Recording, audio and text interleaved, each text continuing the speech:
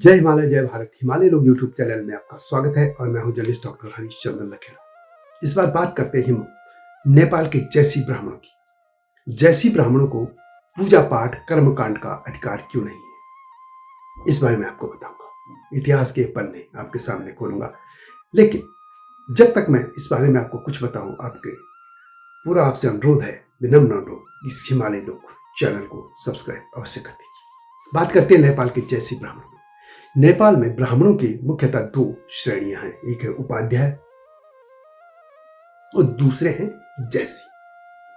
उपाध्याय ब्राह्मण बड़े ब्राह्मण माने जाते हैं और जैसी ब्राह्मणों के लिए यह है कि वे कभी भी पूजा पाठ या इसमें वो भाग नहीं ले सकते। वे राजा को उनको नमस्ते करना पड़ता है और उनको यदि वो कोई वैसे काम करें तो मृत्यु दंड भी दिया जा सकता था। यह पहले की परंपरा रही है, परंतु अब तो जब से लोग डेमोक्रेटिक सिस्टम आया, ये चीजें बंद हो गई।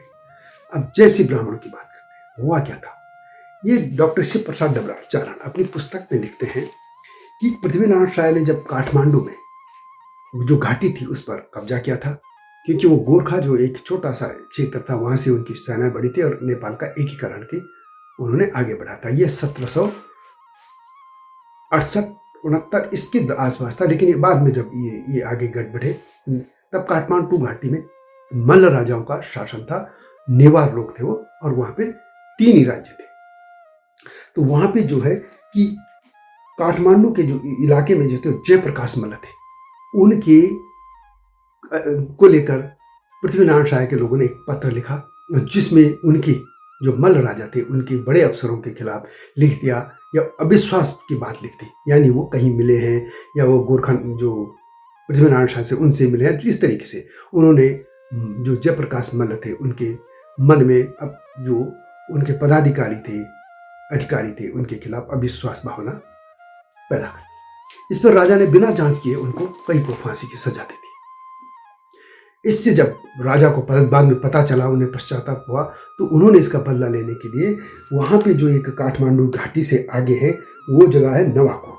नवाकोट में उन्होंने पृथ्वीनारायण शाह के पुत्र को पकड़ने के लिए जो जैसी ब्राह्मण थे उनकी मदद लेनी चाहिए, और मदद लेने के लिए जैसी ब्राह्मणों का इस्तेमाल किया गया था।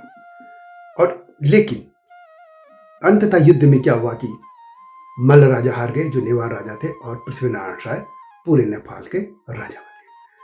जब उन्हें यह पता चला कि जैसी ब्राह्मणों ने मल्ल राजाओं का साथ दिया था और उनके बेटे को पकड़ने की कोशिश की थी, तो उन्होंने एक आदेश निकाला और जिसमें यह कह दिया गया कि जैसी ब्राह्मण जो है पुरोहितता ही नहीं कर सकेंगे, यानी वो पूजा पाठ नहीं कर सकते, उन्हें पाय लागू नहीं किया जाता। यानी जैसे कि ब्राह्मणेतर जातियों के समान राजा का अभिवादन करना पड़ता है। यानी जैसे जो दूसरी जातियों के राजा को नमस्ते करते हैं, वो भी राजा को अब नमस्ते करेंगे। इसके अलावा ये भी था कि अपराध करने पर उनको प्राण दंड दिया जा सकता है और राजा को भी उन्हें अभिवादन करने की मुक्त छूट नहीं थी। जबकि दूसरे ब्राह्मणों को ये था कि वो राजा को नमस्ते नहीं करना था, राजा उनको नमस्ते करते थे, और इसके अलावा यदि कोई अपराध करते थे वो प्राण दंड था वो नहीं मिलता था। ये राज्यकाल की, मैं राजशाही की बात कर रहा हूँ। इस तरीके से वो परंपरा चली और उनको पुरोहितता ही और आदि से दूर कर दिया गया। लेकिन और भी कई कथाएं। तो ये था कि जो ब्राह्मणत्व से हट गया, ब्राह्मणों के लिए जो कर्म थे उस कर्म से यदि वो हट गया तो एक पद नीचे चले जाता था।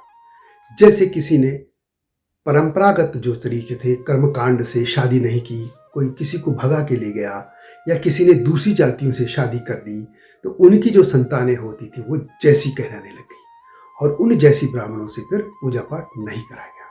इसी तरह ये भी है कि जैसे कोई अपनी साली से शादी कर देता था, या कोई विडो या विधवा से शादी कर देता था, या किसी को भगा के शादी कर देता था, तो इस तरह की जो उनके थे जो ब्राह्मण, उनकी जो संतानें होती थी या वे खुद भी जैसे हो जाते थे, और उनको इतना बड़ा दंड था कि वे अपने पिता के मृत्यु होने पर उनको छू नहीं सकते थे, उनके अंतिम संस्कार में शामिल नहीं हो सकते थे। ये पुरानी बातें, अब तो समय बदल गया।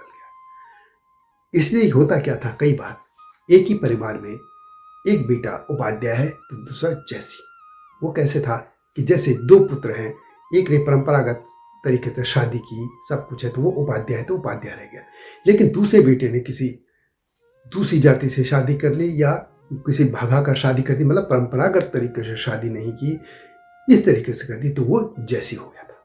ये परंपराएं, तो ये कथा भी है, 2 कथाएं इस तरीके से प्रचलन में नेपाल में है। तो ये जैसी ब्राह्मणों की कथा है। इस तरह की परंपरा हर जगह रही है। ब्राह्मणों को या इनको एक एक पद नीचे जाना पड़ता था। ये परंपरा बहुत पहले यहाँ भी होती थी।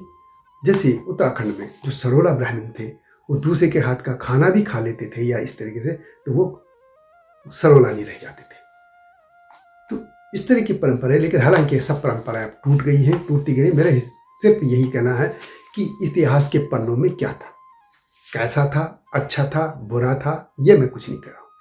ये उस जमाने का तात्कालिक समाज था, उसकी एक परंपराएं थी, अच्छी थी, बुरी थी, ये आप लोग जानिए। मेरा सिर्फ इतना भर्क है कि इतिहास के पन्नों में ये लिखा है। तो नेपाल के जैसी जो ब्राह्मण हैं, उनके बारे में ये जानकारी आपको कैसे लगी, कमेंट में अवश्य लिखें।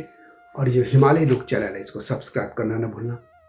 एक मिशन है हिमालय सभ्यता को देश दुनिया के सामने रखने का। आइए इस सभ्यता को जो सामने रखने का मेरा मिशन है, उसको ज्वाइन कीजिए। अगली वीडियो की प्रतीक्षा कीजिए। तब तक जय हिमालय, जय भारत।